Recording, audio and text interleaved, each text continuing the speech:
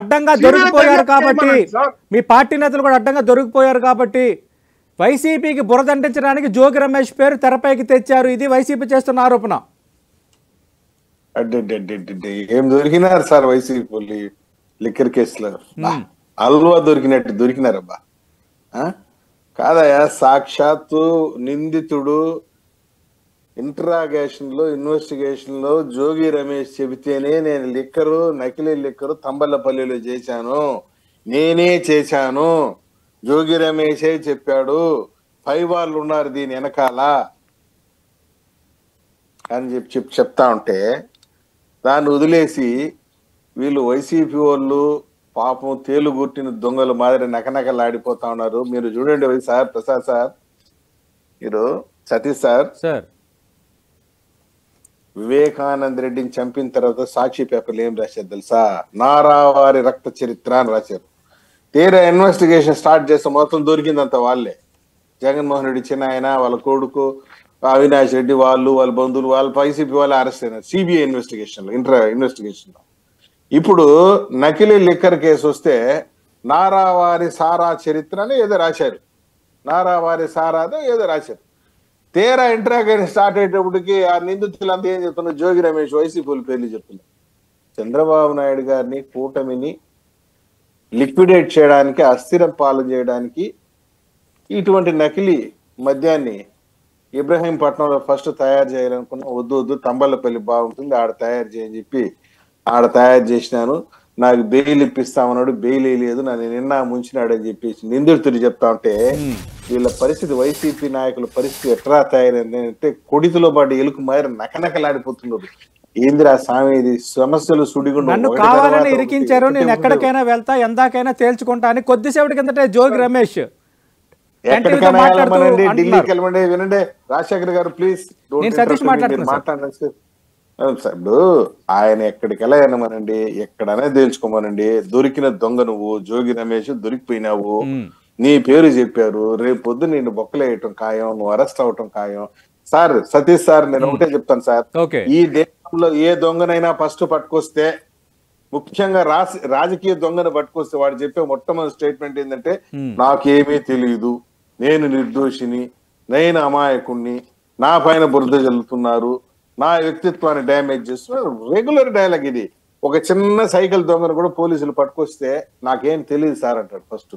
పోలీసులు లాఠీ తీసుకుని 4 పీకితే, సార్ నేనే సార్ చేసినాను, దీంతో పాటు 2 బైకులు కూడా దొంగలు ఇచ్చినాను సార్, కారు కూడా దొంగలు ఇచ్చింది నేనే సార్ అని ట్రీట్మెంట్ ఇస్తే స్టేట్మెంట్ వస్తుంది. రేపు పొద్దున జోగి రమేష్ కూడా ట్రీట్మెంట్ ఇవ్వటం ఖాయం, స్టేట్మెంట్ రావటం కూడా ఖాయం. కాదండి, ఇంత సిగ్గుమాలిన పని ఎవడనే చేస్తాడా? ప్రభుత్వాన్ని అస్థిరపరచడానికి నకిలీ మద్యం తయారు చేస్తారా?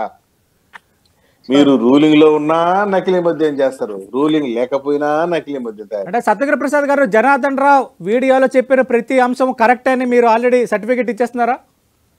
సార్ వినండి, జనార్దన్ రావు మన రాజశేఖర్ సార్ ఒకసారి వినండి, ఎందుకు ఆవేశపడిపోతారు? బాపు మీకు ఎక్కువ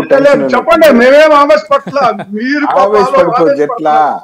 అట్లా కాదు. ఇప్పుడు చెప్పింది నేను కాదు, నిందితుడే చెప్తున్నాడు, ఇవంతా జరిగింది ఇది. రేపు పొద్దున కోర్టులో బోనెక్కి కూడా చెప్పేది ఇదేను. ఈయనేదో పెద్ద వెంటనే అని చెప్పిన మరుక్షణమే వచ్చి వీడియో రిలీజ్ చేసేసి జనాలు నమ్మే పరిస్థితులు. ఎందుకంటే 5 సంవత్సరాల లిక్కర్ స్కామ్ లో అరెస్ట్ అయిందంతా కూడా మిథున్ రెడ్డి, నారాయణ స్వామి, ఆడోడు కసిరెడ్డి, రాజిరెడ్డి, వీళ్ళంతా కూడా 35,000 కోట్లు అరెస్ట్ అయ్యి, ఓఎస్డి కృష్ణమోహన్ రెడ్డి, ధనంజయ రెడ్డి, వీళ్ళంతా అరెస్ట్ అయిన పాత నేరస్తులే కదా. పాత నేరస్తులు ఇప్పుడు కొత్త నేరస్తులు జాబితా చేరుతా ఉంది అంతే, అంతకన్నా ఇంకేం లేదు. వీళ్ళకి ఒకటి సార్, కూటమిని అస్థిరపరచాలి, ప్రభుత్వం ఇమేజ్ పెరుగుతా ఉంది. డిఎస్సి అయితే ఏమి, ఆటో వాళ్ళకి డబ్బులు వేయటం అయితే ఏమి, పెన్షన్లు అయితే ఏమి, అన్నా క్యాంటీన్, ప్రభుత్వం ఇమేజ్ రోజు రోజు పెరుగుతా ఉంది.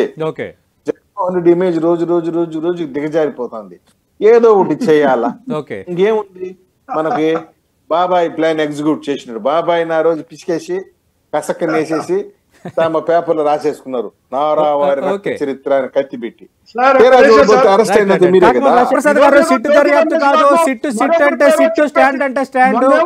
సిబిఐ దర్యాప్తుకు ఆదేశించండి. జోగి రమేష్ పేరుతో పాటు అన్ని పేర్లు చెప్తున్నారు కదా, సిబిఐ దర్యాప్తుకు దమ్ముంటే ఆదేశించండి అని అడుగుతున్నారు కాకమూరి రాజశేఖర్ గారు. కాకుమాన్ రాజశేఖర్ గారిని నేను హృదయపూర్వకంగా అభినందిస్తున్నా. ఆయన నా ఎదురుగా ఉంటూ ఒక సాల్వ్ వేసి ఉంటాయి.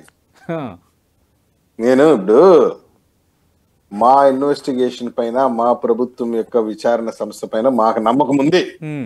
నమ్మకం లేనిది నీకు నమ్మకం లేనప్పుడు సిబిఐ కావాలన్నప్పుడు హైకోర్టులో పిటిషన్ వేసుకో.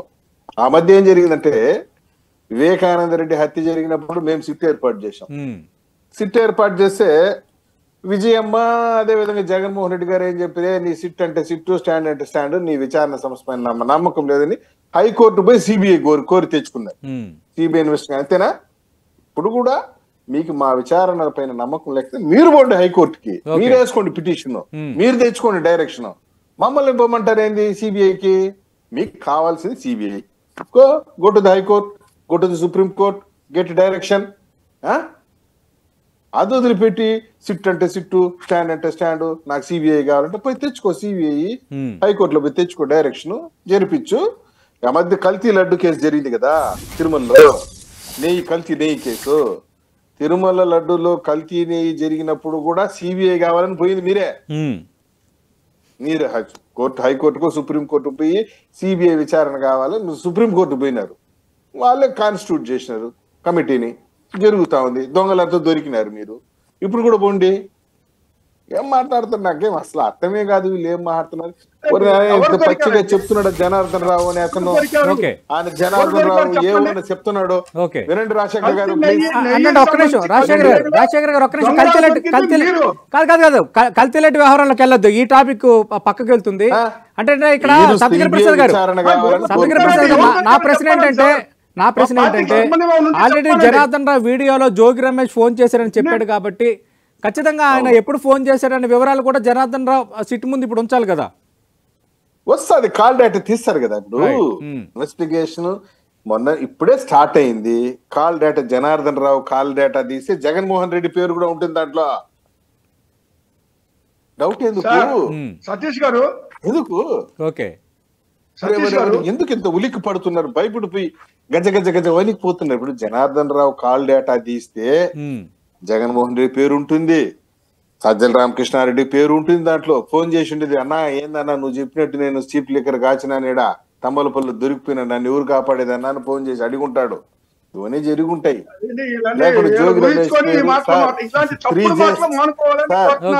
వినండి సార్, 3J ఫార్ములా వినండి.